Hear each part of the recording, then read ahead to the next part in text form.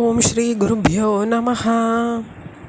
நம்ம ராமகிருஷ்ண பரமஹம்சருடைய சரித்திரத்தை ஆரம்பிச்சிருக்கோம். அதில் ராமகிருஷ்ணரை சந்தித்த நரேந்திரநாதர் யோசிக்கிறார், இவர் எப்படி நம்மளை இப்படி யுகாந்தரங்களாக சந்தித்தவராட்டம் நம்மக்கிட்ட நடந்துக்கிறாரே, ஒரு என்னை எங்கே இங்கே இழுத்துன்னு வந்திருக்குன்றது எனக்கு முன்னையே இவருக்கு தெரிஞ்சிருக்கு போல் இருக்கேன்னு ரொம்ப யோசிக்கிறார். அப்போ பரமஹம்சர் பேச ஆரம்பிக்கிறார்.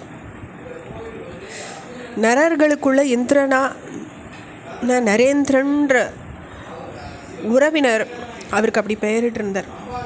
ஆனால் குருதேவரை அவரை நரன்னு சொல்லலை, நர நாராயணர்கள் அப்படின்னு தான் சொல்கிறோம் இல்லையா? அப்படி மகா ஞானியான நரண்ணி, நரர்களில் துயர் நீக்கவே பிறந்தவண்ணின்னு உணர்ச்சியோடு சொன்னார் ராமகிருஷ்ணர் நரேந்திரநாதரை பார்த்து. பகுத்தறிவாதியான நரேந்திரரோ அவருடைய சொற்களை புரிஞ்சிக்கவே முடியல. அவருடைய உணர்ச்சி பரவசம் எங்கேயோ ஓங்கி நின்னது. முன்ன சமாதி நிலை கூடின போது தாம் கண்ட காட்சியில் தோன்றின முனிவர் மீண்டும் அவர் முன்ன தோன்றினார். அவர் அந்த காட்சியில் ராமகிருஷ்ண பரமஹம்சர் எங்கேயோ உயர இன்னும் உயர, அப்பாலும் உயர, அதற்கும் உயர போயிட்டே இருந்தார். பூமண்டலமும் மேகமண்டலமும் வாயுமண்டலமும் பின்னால் தேய்ந்து மாய்ந்து போகிற மாதிரி இருந்தது. மேலும் மேலும் போயிட்டே இருந்தார் அவர். சந்திர மண்டலத்தையும் கடந்தாச்சு. சூரியனும் இதோ எங்கோ அடியில் போயிட்டே இருக்கார்.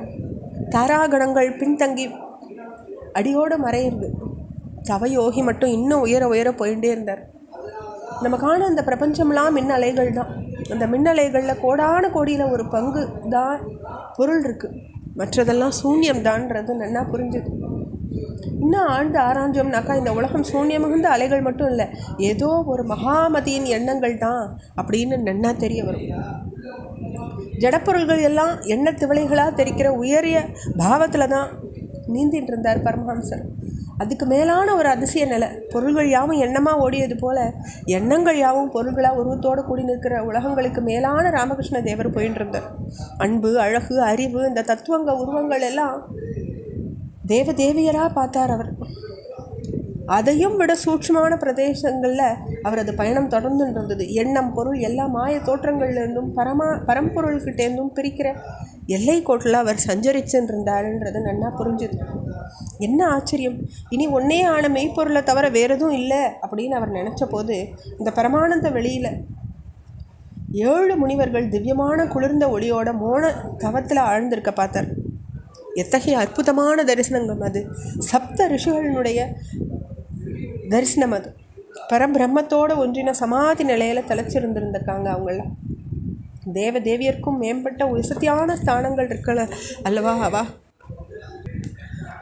இதற்கிடையில் பாரதத்தில், வங்காளத்தில், கல்கத்தாவில், சிம்லா பகுதியில் கௌர் மோகன் முகர்ஜி தெருவில் உள்ள விஸ்வநாத தத்தரனுடைய இல்லத்தில் விஸ்வநாத தத்தரின் மனைவி புவனேஸ்வரி தேவிக்கு ராஜாவை போல ஒரு ஆண் குழந்தை பிறந்த செய்தி பிரசவ அறையிலேருந்து வெளிப்பட்டது. அந்த குழந்தை பிறந்த தினம் பொங்கல் திருநாள்.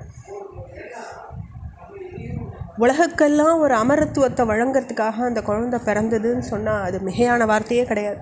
மகர சங்கராந்தி தினமான அந்த தினத்தன்று வங்காளத்தில் கங்காசரத்தில் தீபங்களை ஏற்றி நீர் பெருக்களை விட்டால் பல்லாயிரம் மக்கள் அந்த அறிவுக்கணல் உதயமானதுக்கான ஒரு பண்டிகையாக அது இருந்தது. 1863ஆம் ஆண்டு ஜனவரி 12ஆம் தேதி சூரிய ஒளி பைய பரப்பு வெளியில் சாந்தமும் கம்பீரமும் ஒருங்கே கூடிய கால வேளையில் புவனேஸ்வரி தேவி பிள்ளையை பெற்றெடுத்தாங்க. எவ்வளவோ காலம் தான் நோற்ற நோன்பு பலிதமாகி பிள்ளை வரம் கிட்டியதில் பேரானந்தத்தை அடைஞ்சாங்க அந்த தாயார். வீட்டில் உள்ள எல்லாரும் ஆனந்தத்தை அடைஞ்சாங்க. ராஜ வம்சமான காயஸ்தர் குளத்தில் பிறந்த அந்த குழந்தை ராஜா மாதிரி இருக்கிறதுல எந்த ஆச்சரியமும் இல்லையே.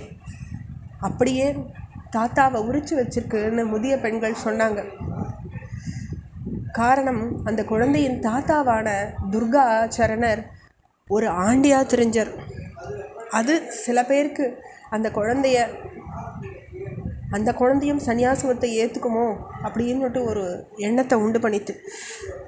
சிறு வயதிலிருந்தே அவர் வாழ்க்கையும் அந்த சந்நியாசத்துவம் நோக்கியே போச்சு. தொடர்ச்சியை நம்ம அடுத்த பகுதியில் பார்க்கலாம். ஓம் ஸ்ரீ ராமகிருஷ்ணாய தே நமஹ.